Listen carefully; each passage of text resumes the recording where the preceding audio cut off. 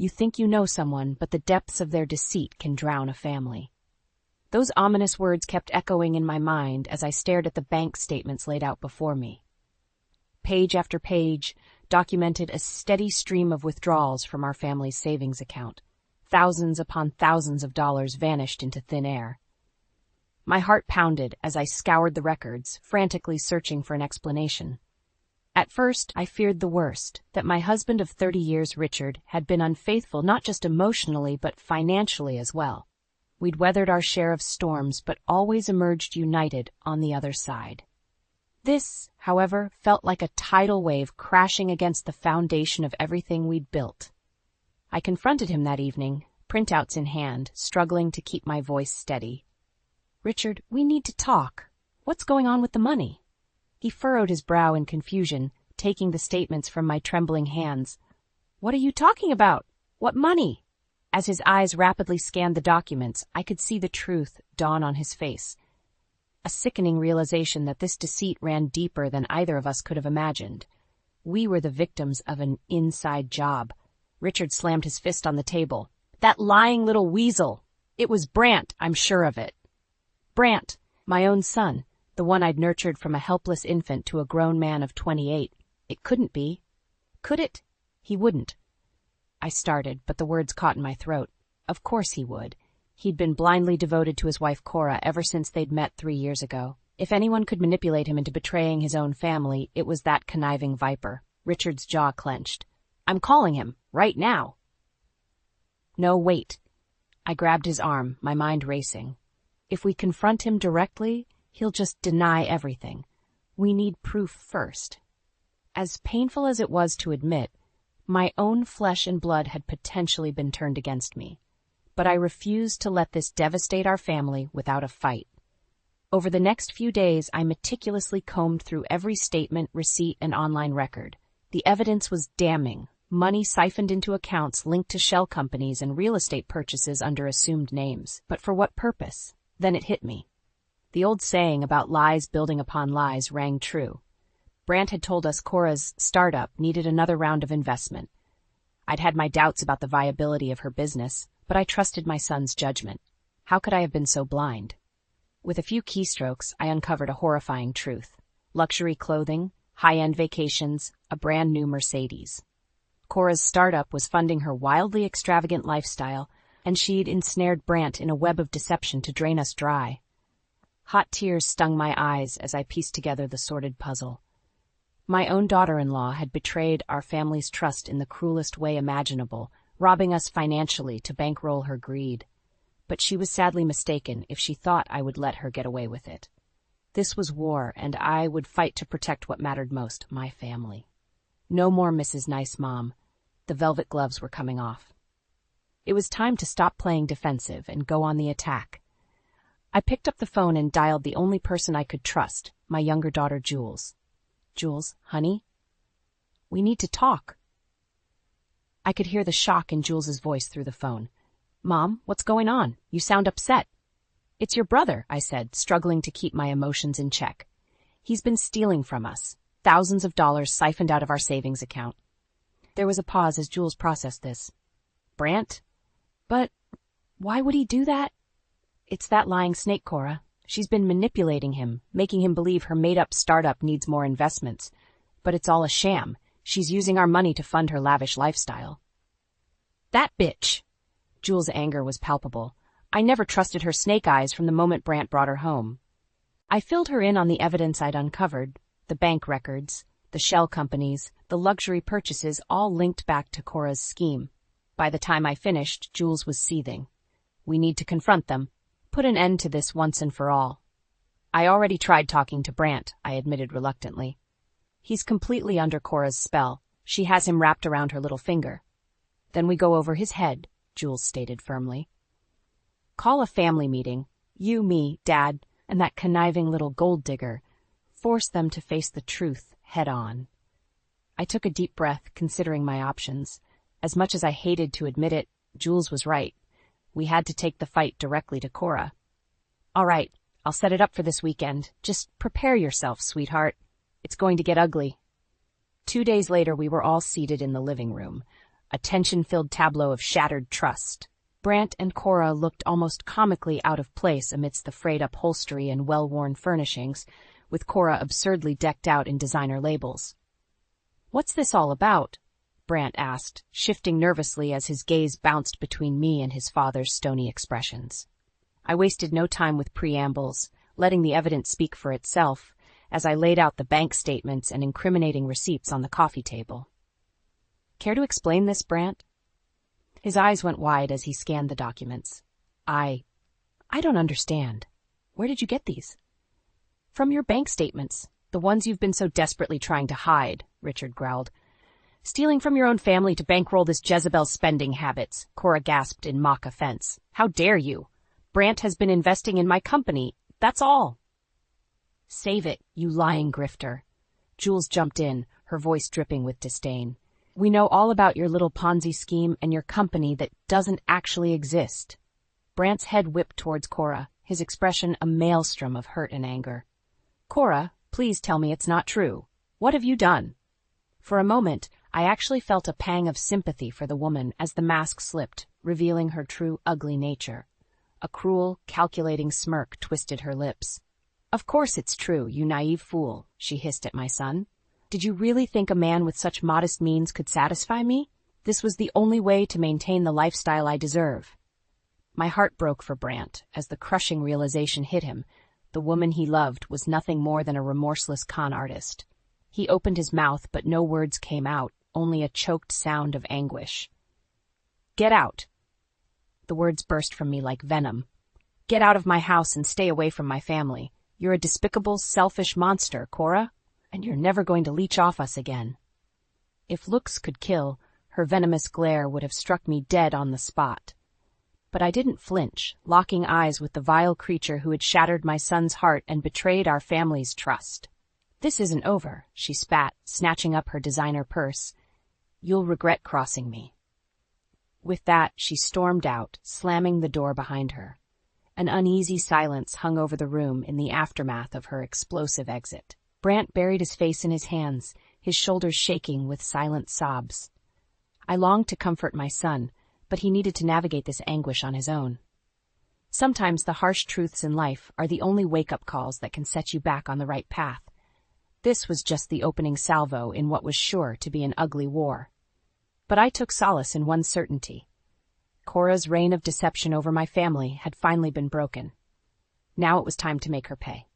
In the days following Cora's explosive exit, an uneasy calm settled over the house. Brant had locked himself away, emerging only for brief meals before retreating to his bedroom sanctuary of solitude and shame. I ached to comfort him, but my husband warned me to give him space. "He needs to work through this himself," Richard said gruffly. "Coddling him will only enable his weakness." As much as it pained me, I knew Richard was right. Tough love was the only antidote to Cora's poisonous manipulation. So I focused my energies elsewhere, gathering ammunition for the inevitable war that Viper had promised. I spent hours hunched over the computer, stitching together the insidious trail of Cora's tangled web.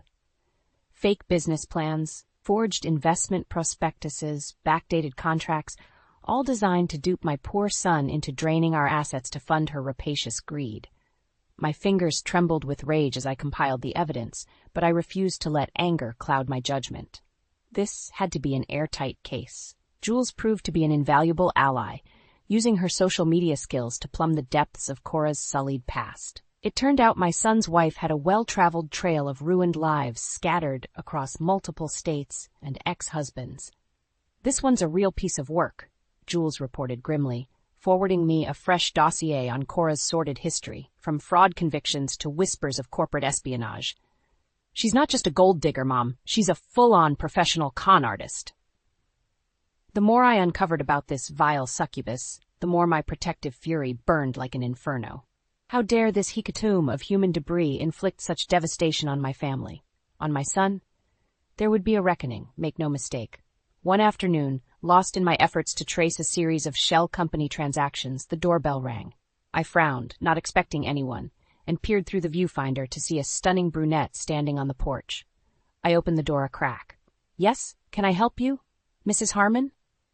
The woman smiled, her teeth dazzling. "I'm Trina, Cora's younger sister. I was hoping we could talk. I stared at her blankly for a moment, then scoffed. I want nothing to do with anyone from that family of vipers. Trina held up her hands pleadingly. Please, just give me a minute. I had no idea what Cora was up to, but I want to make things right. Something in her eyes suggested sincerity, so against my better judgment, I stepped back and let her enter. As I led her to the living room, she was already talking a mile a minute. I always knew Cora was troubled, but I never imagined she could stoop this low. When she told me what happened, I was horrified. Betraying her own husband's family like that?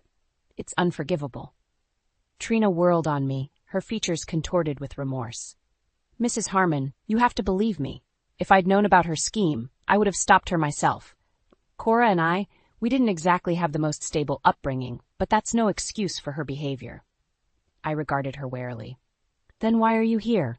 It's a little late for apologies, don't you think? Trina took a deep breath.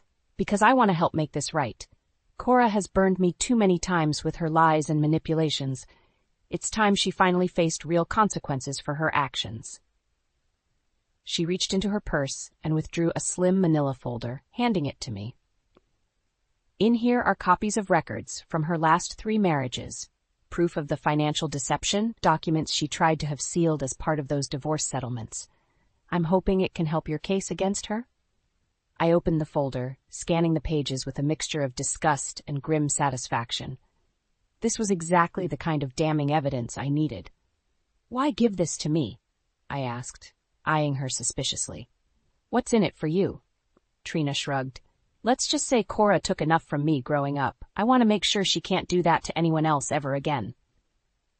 I considered her offer carefully. While I was loath to trust anyone from Cora's poisonous extended family, I couldn't deny that these were the cold, hard facts we needed to bury that vile charlatan for good.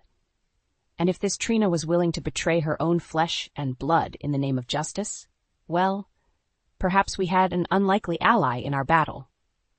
All right, I said at last, holding her gaze. I'll take whatever you've got on that monster. It's time we put an end to Cora's reign of terror once and for all. The die was cast. The war had begun in earnest. With Trina's damning evidence providing new ammunition, I felt a steadier sense of resolve. For too long, Cora had held all the cards through her web of lies and deception. But now, finally, the veil was lifting to reveal her true monstrosity. Of course, I had no illusions that this battle would be easily won.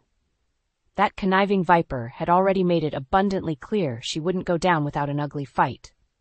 I braced myself for further retaliation as I waited for the next explosive grenade to be lobbed into our lives.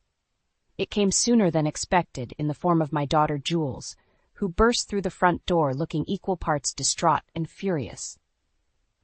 "Mom, you're not going to believe this," she said through gritted teeth, thrusting her phone into my hands. There on the screen was unmistakable evidence of Cora in a very compromising situation, draped across some faceless man's lap in a shadowy bar, their bodies intertwined in a way that left no doubt as to their intimacy. My stomach turned as I studied the incriminating photos. So this was how the treacherous snake chose to sink her fangs into my family once more, by attacking us from the inside. Did she truly have no limit to her depravity? "Where did you get these?" I asked quietly, already suspecting the answer. "From that worm Brant," Jules spat, her voice crackling with fury. "He sent them to Aiden first, blubbering about Cora being unfaithful and wanting to take her to court, like he's the injured party here." I sighed heavily. Of course. My poor blinded son still couldn't see the bigger picture through the haze of his ruined dreams. "He has no idea, does he?" I murmured. "That she's just twisting the knife yet again by trying to make him feel like the victim." Jules scoffed bitterly. "You mean like she's been doing this whole time, stringing him along as her pathetic puppet while she bleeds us dry to fuel her selfish desires?" "I should have seen this coming," I admitted, shaking my head slowly. "Cora is far too much of a narcissist to simply slink away after being exposed. She has to maintain control of the story at any cost." "Well, it's not going to work this time." Jules's eyes burned with determination. "We have all the evidence we need to bury that toxic leech once and for all, and we have an inside man working on our side now." I raised an eyebrow at that. "You've spoken to Aiden?" A small smile played across my daughter's lips, the first I'd seen in weeks. He's already pulling some legal favors, gathering ammunition for when we finally take that witch to court. Her twisted little scheme doesn't have a prayer once he's through. My heart swelled with a mixture of pride and relief. Thank heavens Jules had chosen a good, ethical man like Aiden to share her life with. His integrity and legal contacts would prove to be indispensable weapons. Good. We're going to need all the help we can get, sweetheart, because this war is about to escalate in ways we can't even imagine. Those words proved prophetic just days later when a certified letter arrived, a bombshell summons from Cora's attorneys. She was petitioning for divorce from Brant on the grounds of emotional anguish and infidelity. Her legal team was already painting her as the victim to disguise her own despicable transgressions. I could only imagine the fictitious horrors that vile succubus had concocted to vilify my son in the court's eyes. I burned with outrage at the injustice of it all. But that paled in comparison to the fury that consumed me when I read the final lines, a bald-faced demand that the matrimonial assets be split 60-40 in Cora's favor as compensation. Over my dead body, I seethed, crumpling the damning document in my fist. That grasping serpent has finally overplayed her hand. If she thinks we're going to simply hand over our life's earnings as a reward for her depraved treachery, she's utterly deluded. The gauntlet had been thrown down in the most disrespectful manner imaginable. So be it. I would match Cora's venom with a fury of my own, stopping at nothing to decimate her vile ambitions and restore dignity to my family. Steeling my nerves, I reached for my phone and dialed the one number that could help turn this situation to our advantage. Aiden? It's Delia. We need to have a serious discussion about Cora's twisted divorce filing. The tension was thick enough to cut with a knife as we assembled in Aiden's cramped office downtown. My son Brant looked utterly bewildered at finding himself on the opposite side of the legal firing line from his own family. I don't understand why we're doing this, he mumbled, running a hand through his disheveled hair. Cora's the one who conned and deceived you into draining our family's life savings to fund her greed, I interjected sharply. Yes, we're all quite aware of that by now, Brant. The hurt look on his face twisted like a knife in my heart, but I refused to show any outward signs of weakness. Not when we were finally taking the battle directly to that vile succubus. Jules squeezed his arm consolingly. We're doing this for your own good, little brother, to protect you from being taken advantage of any further.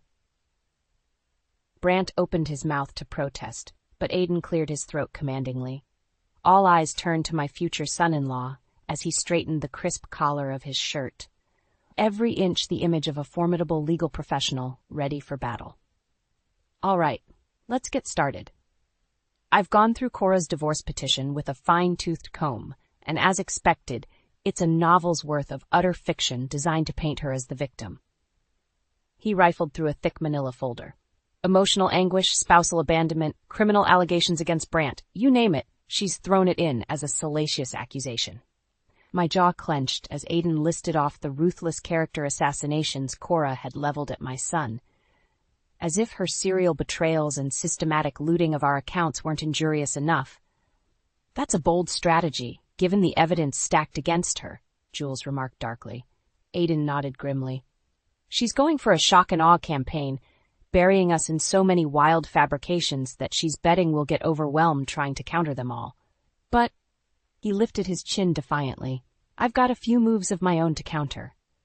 With a series of deft keystrokes, he pulled up a multimedia presentation that quickly had me squirming in discomfort. There, broadcast in vivid high definition, were the incriminating photographs of Cora's indiscretions, leaving no doubt as to her chronic infidelity throughout her marriage to Brant. We hit her with a ruthless blitz of our own evidence right out of the gate, Aiden declared. Have the Jezebel explain away these images while we follow up with documentation of her embezzlement, financial fraud, even criminal charges from her shady past. I could feel the palpable tension radiating off Brant as he absorbed the full extent of Cora's duplicity, immortalized in those damning photos. His fists clenched, and for a moment I feared he might become physically ill. You knew about this? His voice cracked with a ruined mixture of accusation and betrayal. You all knew she was cheating on me this whole time? An uncomfortable silence fell over the room as Jules, Aiden, and I exchanged weighted looks. I was the one who finally found the words to respond. We knew that she was willing to go to monstrous lengths to control you through deceit and manipulation, I said carefully. We were waiting for the most strategic opportunity to counter her.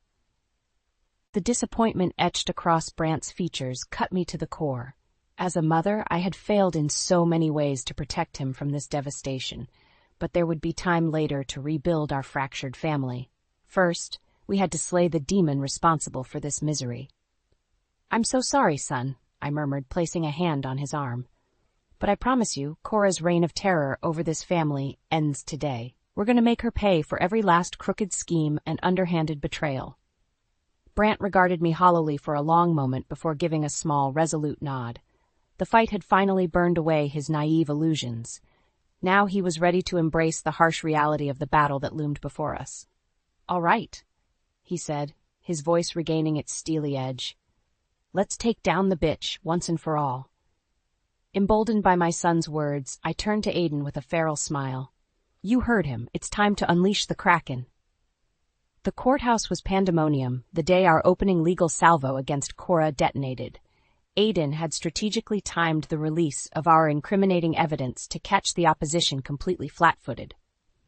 I'll never forget the look of shock and panic that contorted Cora's features as high-definition video clips aired of her in flagrante delicto with multiple male companions.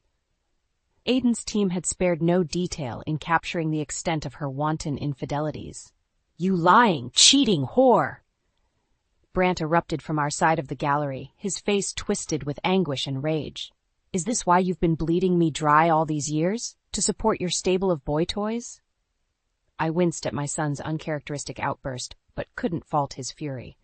Cora had single-handedly shattered his trusting, loving heart into pieces. She deserved every venom-laced barb that Brant could muster. But predictably, the serpent had her own counterstrike primed, rising to her feet with a look of perfectly cultivated umbrage. How dare you subject me to such humiliating and falsified accusations? She swept a theatrical hand towards the incriminating videos, now frozen on images of her in extremis. These distasteful smear tactics might make for good courtroom theatrics, but they simply underscore the depravity and abuse I've been forced to endure throughout our sham of a marriage. A gasp rippled through the spectator gallery as Cora pulled off her next move. Makeup experts strategically disguising her flawless features under a mask of brutal injuries. With a few deft touches branding around one eye and garish scars on her cheeks, the venomous viper had reinvented herself as the innocent victim of spousal abuse. I felt a surge of nausea at the sheer, malicious audacity of her ploy. Brant Harmon is a dangerous, unstable man, a monster who carries the familial stamp of unrepressed violence. She jabbed an accusing finger towards our side of the court.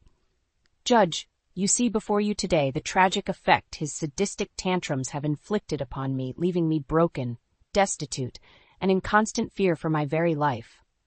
As her honeyed lies flowed like poisonous nectar, I could see a palpable shift among some of the jurors. A few looked taken aback, possibly even swayed by the dramatized atrocities she presented. I gritted my teeth in outrage, my fury compounded at seeing my sweet-natured Brant portrayed as some kind of brutish monster. These were exactly the sort of underhanded tactics we had warned him to expect from Cora's devious legal team. But Aiden had assured us he was prepared with a decisive counterstrike, and true to his word, he smoothly called up images of Cora's financial transactions over the past 3 years. In meticulous detail, line after line of frivolous expenditures were laid bare. Designer clothing splurges, lavish international vacations, even the purchase of a top-of-the-line luxury sedan. If Miss Cora Reynolds was truly the tragic, impoverished victim of spousal abuse she so dramatically portrays, where precisely did the funds for these excessive indulgences derive? Aiden's voice carried a razor edge as he paced before the jurors. No, I'd posit the resources fueling such a rapaciously indulgent lifestyle originated from a far more nefarious source. His finger stabbed accusingly at the opposing counsel's table. Namely, the systematic looting of her husband Brant Harmon's family assets under the guise of funding a fictional startup company to the ruinous tune of nearly $500,000. The shouting and acrimony that erupted was nothing short of biblical, as the dueling legal teams resorted out-and-out bedlam in the court. Vicious accusations were hurled back and forth, as Cora predictably played her final card, crocodile tears of feigned distress, collapsing into wailing hysterics over the injustice of Aiden's allegations against her character. As the judge finally restored order by calling a recess, I caught Aiden's eye across the gallery. He offered a grim nod. The first salvo had hit its mark. Now the real battle would begin in earnest. I steeled myself, drawing Jules and Brant close as I prepared for the inevitable backlash heading our way. Because there was no way that vile succubus would go down without unsheathing every last weapon in her diabolical arsenal. "Stay strong, you two," I murmured as the towering oak doors boomed shut behind us. "The war has only just begun." The ensuing weeks were some of the most grueling of my life as the legal war raged on. True to form, Cora unleashed the full force of her depraved powers, filing motion after motion in an attempt to bury us under an avalanche of paperwork. Aiden assured us this was merely standard legal gamesmanship to buy time, but I could see the strain it placed on our entire family. Brant grew increasingly haggard, his usual youthful glow sapped by the stress of confronting his wife's betrayal on such a public stage. More than once, I found him holed up in his old childhood bedroom, knuckles bloodied from pounding the walls in anguished frustration. "I don't know how much more of this I can take, Mom," he confided in me during one particularly dark moment. "Having every secret, every private failing dissected and crucified before the world, it's torture." I pulled him into a fierce embrace, blinking back my own tears. "I know, my sweet boy. Believe me, if there was any other way, I would have taken it. But that woman left us no other choice." His shoulders shook with silent sobs against me. "Why, Mom? Why did she have to be so evil and cruel? I loved her with everything I had." My heart broke anew for all his stolen hopes and innocence, so ruthlessly crushed by that vile serpent's avarice. What sort of waking nightmare had she subjected my caring, sensitive son to in the name of fueling her own selfish desires? Thankfully, the relentless Sturm und Drang of Cora's legal blitzkrieg was nearing its inevitable crescendo.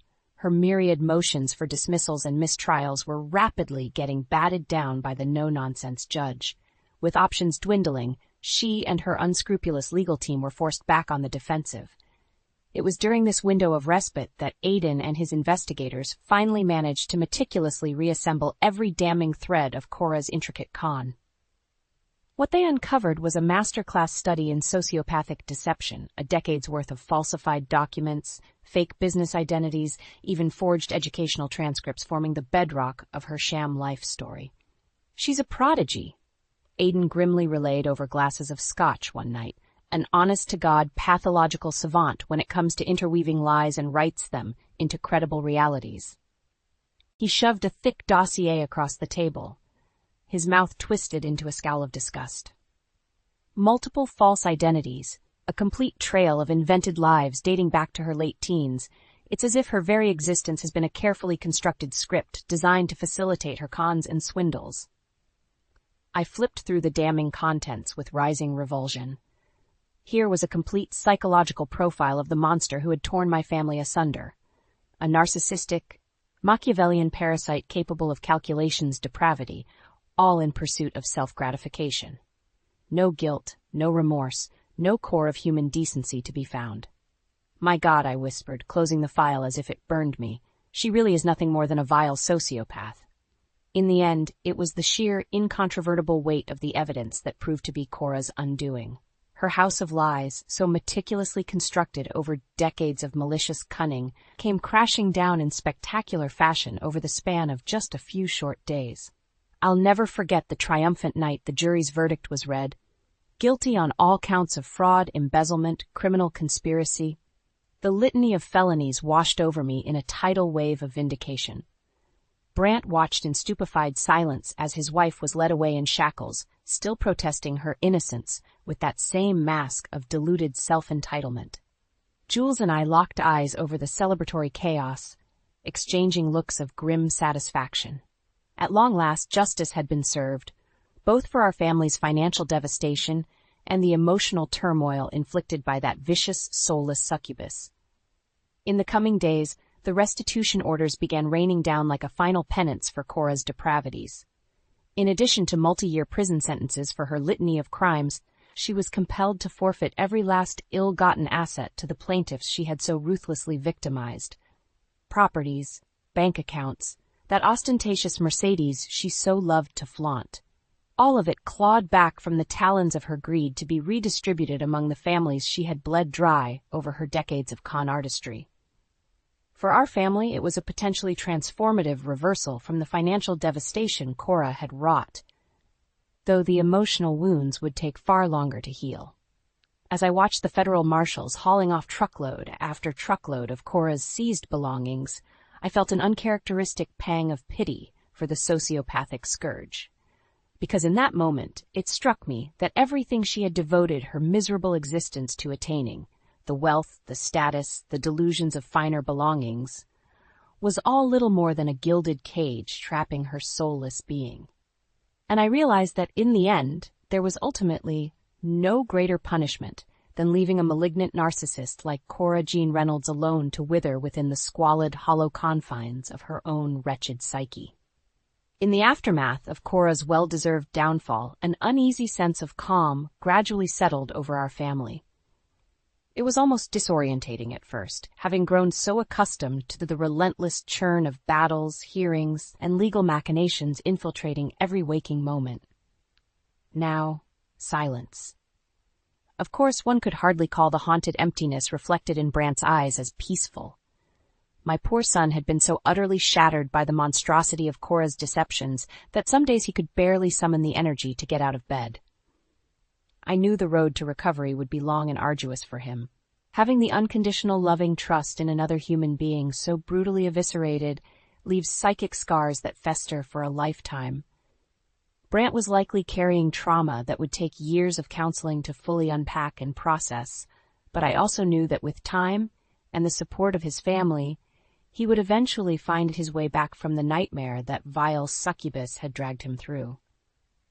My son's kind, gentle spirit may have been battered, but it could never be extinguished permanently. Not while I still drew breath to nurture its renewal. The first real glimmer of light came a few months after the final restitution orders were handed down against Cora. Jules and Aiden had finally set a wedding date, and the impending celebration of new beginnings seemed to rekindle a tiny spark of life behind Brant's deadened eyes. "You'll stand up there with me that day, right, little brother?" Jules had asked him over Sunday breakfast one morning, squeezing his hand affectionately. "Be one of Aiden's groomsmen?" For a long, horrible moment, I didn't think Brant had even registered her words. Then finally, he looked up and managed the faintest of smiles. A barely perceptible nod. Yeah, of course, I'd be honored." In that simple exchange, a major turning point had been reached. New horizons of healing lay ahead. As the months marched on towards Jules and Aiden's big day, other signs of renewal sprouted among the wreckage Cora had left behind. Legal disbursements finally began granting our family access to the seized assets, liquidating properties, investments, and recouping that $500,000 she had so insidiously pilfered from our accounts. The restitution wouldn't make us wealthy by any means, but it did provide a solid bedrock of financial security upon which we could start building anew. Ever pragmatic, I opted to take a portion of the recouped funds to pay off the mortgage on our family home. This little sanctuary that Cora had so ruthlessly sought to strip away would now be ours free and clear in perpetuity. I wanted to ensure my children and any grandchildren to come would always have a solid foundation and sense of belonging in this world.